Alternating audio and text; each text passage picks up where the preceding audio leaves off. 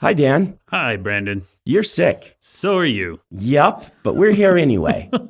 We're recovering from being sick. Yes. So we're I'm not not at present ill. Yeah. And I still have, I'm over the head cold, but it left me with a sinus infection, which I've been on antibiotics for a week and a few days, and it's mostly gone, but my ears are still plugged. Oh. I went and saw an ENT yesterday. He's like, yeah, you're mostly recovered. You don't feel like it because there's a whole bunch of fluid trapped in your ears. And so here's some steroids. Okay. Because those will make the little tube that goes between sinuses and throat open up. Oh. So, Steroids feel like the snake oil panacea. Right? This anytime anything is wrong, yeah. Steroids. Yeah. My wife had a problem with one of her spinal discs. Like, oh, we'll inject steroids into it. And it worked. Yeah. Or maybe it's so weird. It's like something's wrong. Here's some steroids. So if I come back speaking in an Austrian accent with giant muscles, then you'll know what happened. And we'll know that it's those steroids. Those steroids. Yeah. Because that's what happens. You inject the steroids and you don't have to do any work and you just get muscles. Yeah, it just happens accidentally. Mm-hmm. Yeah. So do you know how you got sick? Because I'm pretty sure I caught it from you. So I think it might have been Donald. What? Donald? Yeah, weren't you sick? Yes, but I had nothing of the symptoms that you guys have had. Because you left Magic early because you felt sick. Correct. But I never had an ear infection or anything. Well, the ear infection isn't caused. Did you have a runny nose and a fever? No fever, slightly runny nose. I didn't have a fever. Oh, I had a bad fever. Did you? Yeah. So my assumption is something tore through the company. And that I caught it at Magic, either from Donald or from one of the other many company members that are there. Because I don't come to the office except once a week. Yeah. And you aren't always in the office. And you also don't have a team that you're spending a lot of time with. Yeah. And so we got sick to the thing that the company had all had, but we avoided it when the company all had it. And then it hit me and then transferred from you. Yeah. You. It was great. Yeah. So that's my guess. I started feeling it Thursday of our trip. If you don't know, we were in Hawaii. We were. Dan and I and great. The other officers went to Hawaii for a writing retreat / officers retreat. A business retreat. Yep. And about Thursday, I started to feel it. And that's when I started masking up. But I probably was infectious a couple days before I felt it, which is, I think, how it happens. And so masking up was not fast enough, apparently. Well, and if it has a long incubation period, like if you caught it from somebody at Magic on Saturday and then manifested Thursday, I manifested symptoms Sunday morning. Okay, yeah. The day we were all leaving Hawaii. Uh-huh. Yeah. So I would have, so that timeline, I don't see people. And this is the problem. It's kind of funny because when I first married Emily, I was sick all the time. Have I told you this story? No. And she's like, oh, he has a really weak constitution. I was thinking in her head, she didn't ever say it to me. She was a school teacher at the time. Oh, so just a vector of disease. Yes. And it's not that I had a weak constitution. It's that she had built up an amazing immunity to all these things the kids were always giving to her. And then she brought them home to me. And then I got sick. And then when she quit teaching, suddenly I was no longer sick all the time. I say all the time, once a quarter or something like that. And, it's because I work from home. I work in my basement. I don't see people a lot. And so, when I go to conventions in the past, I would always get sick because a lot of the people there had already had it and been immune to it, but not me. So, yeah. Yeah, once masks got kind of normalized, I started wearing masks to conventions. Yeah. Even long after they were required. And I don't get sick at conventions anymore. I stopped getting sick nearly as much when I realized what was going on, and I started compulsively washing my hands at conventions, and that made a huge difference. But Yeah, we're going to talk about being sick today, but were you going to give us a food heist? Yeah, do you want this food heist? I do. This is a bougie food heist. Yes, because we were in Hawaii. Yeah. And we were going to record this awesome, like, sitting in hammocks, drinking pineapples kind of bougie podcast episode. We were going to do an episode like that. And Instead, then we're we both didn't because sick. you were dying. Mm-hmm. So anyway, this one is about 8 years old. This happened in 2017 in Paris, where somebody went through the catacombs underneath Paris. There's about 150 miles of catacombs. Yeah. 1 mile of which is open to the public. And none of which is open at night. But people sneak in and do things all the time. Famous feature of Paris. Yeah. So somebody figured out that one of the catacombs went right up alongside a cellar of an apartment that had wine in it. And so at night, they drilled through the wall from the catacombs into the cellar and stole 250,000 euros worth of wine. Wow. This is Edgar Allan Poe level. This is a fancy, very atmospheric food heist. 250,000? Yeah. So that could be 2 or 3 bottles. Or it could be cases and cases, depending. Yeah, the article doesn't say how much it was, but clearly they knew what they were doing and they knew who they were targeting. Yeah. Wow. Through the catacombs. Wow. Now, there's got to be a good thing we can call people who prowl through catacombs. Well, there's a word that Paris already has called cataphiles. People who love the catacombs. Yep, that would make sense. And so sounds like something very different. If you don't know what the catacombs are. Yes. Yeah. But yeah, I don't have a good wine food heist related pun on catacomb or cataphile. I know I was going like the catacombs creepers or something like that, but we got to have you got to work the wine into it, don't you? Yeah. It was Grand Cru wines. Okay. And Cru and catacomb, this creeper crew, the crew creepers, the crew. The crew. That's not bad. The crew is definitely. It actually kind of sounds a little French because you're like frou-frou or whatever. It's like when people make fun of French for sounding. So the crew. Le crew. There you go. Have I told you that I did study abroad in France for a few months when I was in high school? I know you've told me. I don't know if we've talked about it on the podcast. I stayed with a host family, and it was a wonderful experience. But it was also an exercise in some ways stereotypes, because as I was going to visit the host family, we wrote to them and said, "Hey, we're going to bring you some stuff from America. Is there anything you want?" And the dad wanted a cowboy hat. Nice. And so I brought him a cowboy hat and met him, and he was a police officer. I think he was the chief. Yeah, he was the police chief. And he laughed like the stereotypical Frenchman. Right? Like, he really did. I thought that was just, a joke. But no, anytime anything was funny, he's like, and really a character. I was driving somewhere with him. He was taking us a place, and he was speeding really a lot. And I'm like, I whispered to his daughter, who was like, part of the host family, because then she came to America, right? And I'm like, is this what people do in France? Like in America, usually we go like 5 or 10 over. It seems like, going a little faster. And he heard and he's like, oh no, I'm the chief. They know my car. And I'm like, oh, okay. Okay. One of those towns. Yep. So. Okay. Did they offer you wine all the time? They did. Oh man, all the time. They had real trouble with the fact that I wasn't interested in the wine. And at the end, they kept saying, no, it's okay here. We understand you're only 17, but it's perfectly all right. Like even legally in the home of the family. And we have laws like that here too. Yeah. And things I'm like, no, you don't understand. It's my religion. And they're like, we're religious too. But the funniest one was at the end of it all. They had like a party.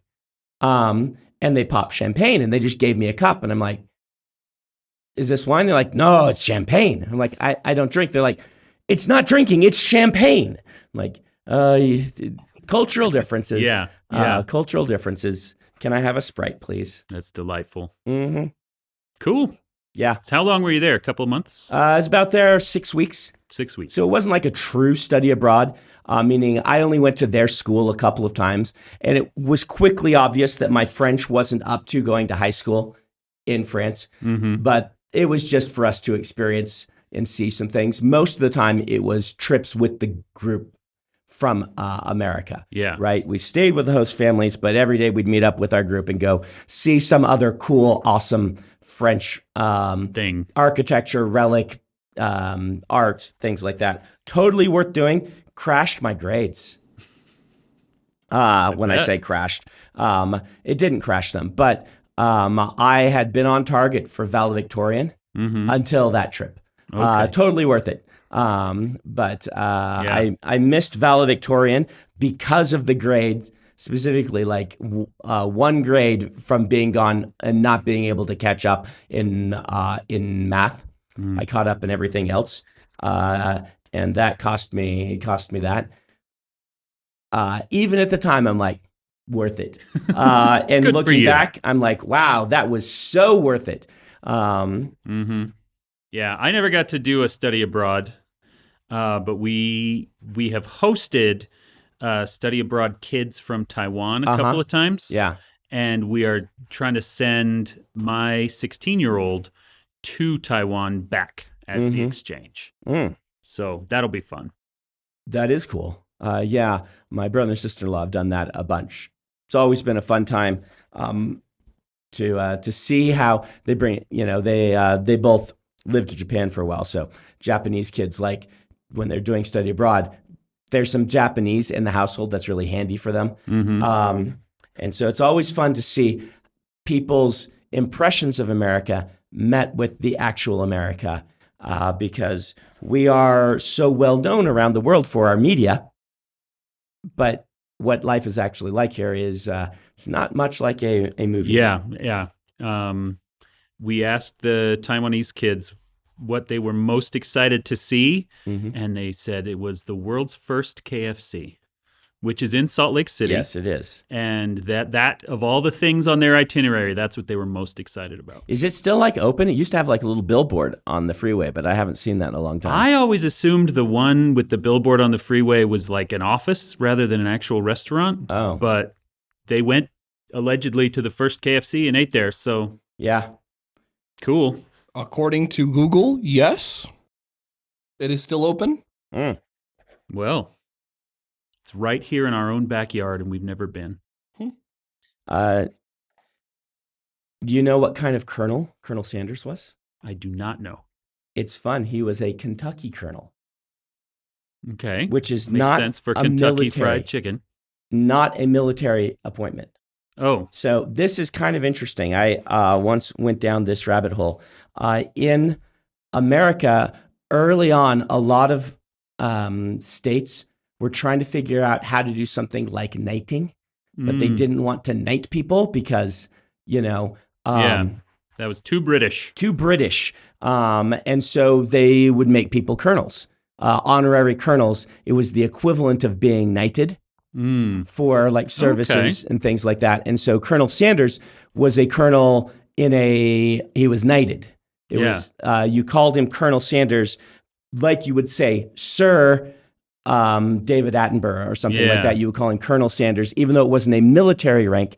It was like being knighted. Did you know what he was colonelized for? I read it, but I can't remember now. But I thought that was kind of cool. Yeah. That would That's be interesting. Yeah. Would have been cool if that would, because I've always been like, man, it would be nice if we had like a knighthood. But the problem is colonel is an actual relevant military rank. And so it's a little bit like the honorary PhD that I'm so happy to have. And it's so cool, but I won't call myself doctor. Yeah. I wish they'd been like, we're going to do this, but then there's no more colonels in the military. We're going to have a different title for that. Yeah. Then it could have been kind of the American version of being knighted. You get the Presidential Medal of Freedom and you get to call yourself Colonel something. Yeah. We should come up with a word. Make up our own. Make up our own. Well, you know what ours would be for fantasy authors. I've already talked about it, I think, on this very podcast. What would it be? It's the honorary R for the middle of your name, right? Get the extra R. You get one R, and then some people get two, right? Mm-hmm. Yeah, I don't know if it's a process that you get one and later you get a second, or if it's like the British thing where like all the different, like you can be knighted but be a like lesser knight than the other knights. There's this whole thing. Mm-hmm. It's, we've got the J.R.R. Tolkien and George R.R. Martin, who obviously both, they both have two R's. They both have two R's. So, but then there's like Gordon R. Dixon.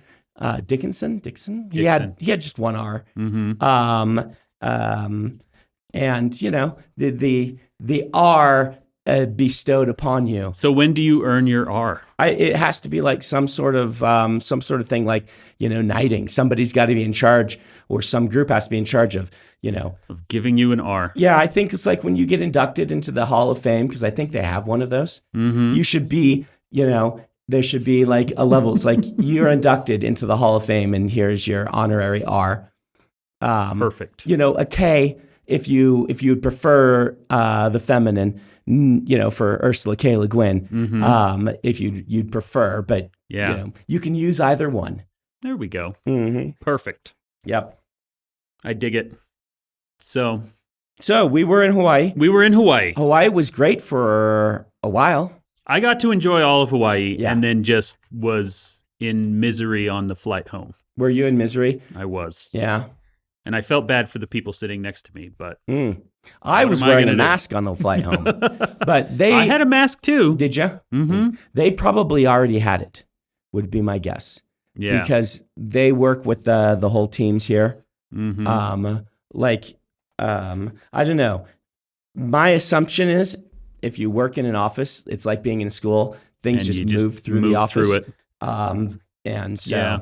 But see, I came home early because I had to go to a gaming cruise. Okay. That had been That's scheduled right. in advance. I thought didn't you arrive late too? I was going to, but then we worked that out and I didn't have to. You arrived the same late. day, but flew out on a different flight from everybody else. Uh-huh. I got up super early in the morning, flew from Honolulu to Seattle. Okay. Short layover there, and then Seattle to Houston. Oh, man. It was about 16 hours of travel. Uh-huh. With just constant nose running the whole time. And then on to another thing. Yeah. That sounds miserable. So I missed the first couple days of the gaming cruise because I was just in my cabin, sacked out, doing nothing. But the rest of it was fun. Mm. But you didn't have an eardrum burst like I did me. not. Mm-hmm. For which I'm very grateful. I talked to the ENT yesterday. I'm like, is there something I should have done different? This was like out of nowhere because I was just feeling normal sick, and then boom. And he's like, no, it happened to my wife last year, and I'm an ENT. There's like, nothing you could have done to prepare to stop this. Now we just got to get you back, to 100%. Yeah. And for anyone out there who may be thinking, why, Brandon, did you go on this trip instead of writing the next book? You spent the whole time writing books. That's what I do. Yeah. I sit in a hammock and I work on things. We had all these little bungalows in a line, and I could go out every day and look down, and there was you in a hammock with an awning over the top, just typing away. Yep, it is. For hours and hours. I love it. Put me by the ocean and let me watch the waves crash while I work, and I'm super happy. That's great. Those bungalows were just awesome. I love that. They were. Place. They're my favorite. Very bougie, right? Not a place I would ever pay for on my own. But they're not as bad very nice as it sounds expense-wise. Really? But I say that being the person who is incapable of judging how something is bad, right? Like, the only reason I say that is there's one time we were like checking prices of places. And so we called the Four Seasons there in Hawaii. It's at a different location. And we're like, so, Brandon wants, what's your, kind of fancy person suite? It was $40,000 a night. Whoa. Yeah. Yeah, this was not that. Nope. And I was like, even for me, I'm like, That sounds like a crazy amount of money. I think it's like a separate property on the must Four be. Seasons. It's like a whole Yeah. house, and things like that. I think it's like the places that the movie stars go Yeah. when they go there because they need their own kind of sectioned off place, and so it comes with like kitchen staff and all of these things. But that's the same price as when I priced it out just for fun as renting David Copperfield's private island. Oh. Have you ever looked into this? I never seriously looked into it, but he had a website. I don't know if it's still up. You could go and it actually had pricing on it. And it came with a treasure hunt on jet skis. What are those? Yeah. Jet skis, like Sea-Doos things, designed by David Copperfield with a treasure map and all of this stuff. To go on the treasure hunt, it has 3 buildings on property, full staff for all 3, and can, have like 30 people and 40 grand a night. Wow. Mm-hmm. Yeah, that's crazy. Yeah. Do you know if it's called the Musha Cay area? Yeah, it's over in the Bahamas. This is it. You can still do it. You can still do it. Is it still owned by David Copperfield? It's, when I looked up David Copperfield thing, that's what pulled up. So I'm inclined to say yes. Yeah, it might have the pricing still on it. I was kind of surprised. Normally things like this, it's just like they don't list the pricing because, Yeah. But it had the pricing there. As I recall, it was like 40 or 50 grand a night. Yeah, I'm not That's seeing crazy. a pricing, Yeah. which is not shocking to me. I definitely did, like, anytime I was walking to or from the bungalows and passing the other people staying in them, I did kind of look at them like, so why are you rich? What do you do for a living? You were correct, Brandon. Island rates start at $57,000 a day for up to 12 people with a 5-night minimum. Accommodates about 24 guests comfortably. Okay. Okay, so starts at 57 per night now. And that makes sense. I looked years and years ago when it was 40. So 57 a night for 12 people. But if it's That's crazy. 5-day minimum night, 5-day minimum. that adds up real quick. Yeah, that does add up real quick. So, Huh. So yeah, I love those bungalows. That's great. And I love sitting. And what did you do for most of the time? Honestly, we drove around, or we rode the bus. We went into Kahuku to eat at the food trucks, and we went to Laie to go to the PCC. Yep. We went to Haleiwa just to walk around and shop. Had you done any of that stuff before? Yes. Okay. But we've always done it based in Honolulu. Okay. Where it's a much longer drive, and we had to get our own car. Yeah. Being based on the North Shore and just riding the bus back and forth, I actually loved that. Yeah, those food trucks are decent. Yeah. I like that little food truck roundup that they have there, and there's things that are fun to do every time we go up there. I've done the PCC 3 times. I think that's enough for me. It's cool. I've enjoyed it. Yeah, I like it a lot. Well, and the last time I went to Honolulu 3 years ago is the time I got COVID. Okay. And so I didn't get to do anything except sit in the hotel room. And so one thing we did before we were certain that it was COVID is we went out to Laie and we got food at one of the PCC food trucks out there. Okay. Yeah. We got a big Loco Moco. Mm-hmm. And I was so sick I couldn't enjoy it. I ate like 3 bites and then just had That's to. too bad. And so I've spent all 3 years longing to go back and eat it for real, and I got to this time. I was very, very pleased. I didn't get any malasadas this time. There's usually a good malasada food truck out there at the PCC. Nobody, but I, don't go places. I sit on the beach, and so it all depends on if other people are going and if I can bring you some. Bring me a malasada back. Yeah, there was a malasada food truck in Kahuku, but it was closed. Yeah, favorite malasada flavor? I really like the ones with the coconut cream in the middle. I can't even remember. We went to a place and we got like a baker's dozen, each one a different flavor, and just kind of ate them all between my wife and I. I don't like the weird stuff, powder stuff they sometimes put on them, which I can't remember what it is, and a lot of people love it. It's almost a little soury. And so I prefer the ones with just regular powdered sugar. Mm. I feel can't remember. uncultured. What are these? A malasada is like a donut. It's like a Brazilian originally or Portuguese. I want to say Portuguese. Portuguese donut. It's imagine a large donut hole, Okay. often filled with stuff in the side and powdered on the outside. Oh, very Yeah. cool. They're tasty, particularly if you can get them warm, which rarely I can get them warm because usually people are bringing them to me. But when we go to the PCC, when we've gone in the past, we've stopped and got them warm. Mhm. Gotcha. Mm-hmm. Cool. Yeah. Yep. That's awesome. Did you feel particularly bougie? Or did you feel like, this is a company thing, so did you feel like corporate-y? Do you know what I mean? No, I definitely felt bougie. Mm. Yeah.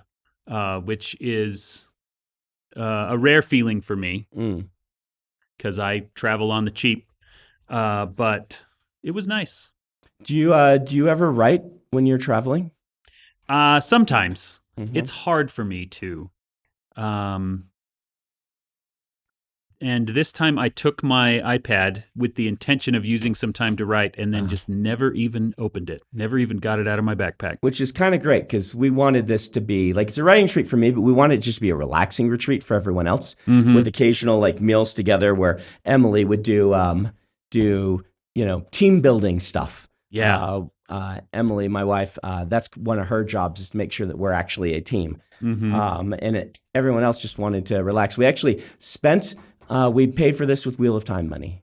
Yes. So when we got the money from the Wheel of Time season 2, we just earmarked it and said, and gave it to operations and said, use this for a retreat for the officers. And so the Wheel of Time paid for us to all go to Hawaii. Yeah. And I honestly wasn't sure. I was worried I was going to be really bored. Yeah. Because I'm not a resort traveler. And going to a resort, I was like, well, I don't know what I'm going to do. What do you like? What resorts are the best?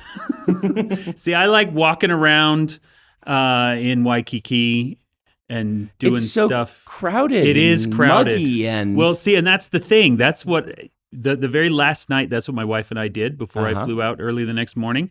And I was like, oh yeah, I don't like this anymore. I've been sold on the resort side of things. Very hard to sit on the beach with your canopy with nobody around you and watch the ocean waves and feel the breeze and work on your books and then get up and go to a nice meal at a fancy restaurant that night. See, I couldn't do it. I had to be doing something. And not like sporty things. My wife did drag me to go snorkeling one time. And we rode, you can rent little bicycles, and we did that. But I don't know. I feel like I have to be accomplishing things. Yeah. It's hard for me to just sit there and do nothing, even in a beautiful place. It's all right. I think that I'm going to push if we do another of these, if we get, I guess this was the season 3 Wheel of Time money. So if there's a season 4 Wheel of Time money that comes through, I'm going to earmark that and suggest Grand Cayman because I think most of the officers have not been to Grand Cayman. And I really like Grand Cayman. So I've only been there on cruise ship stops. Have you? Oh, yeah, never overnight or anything.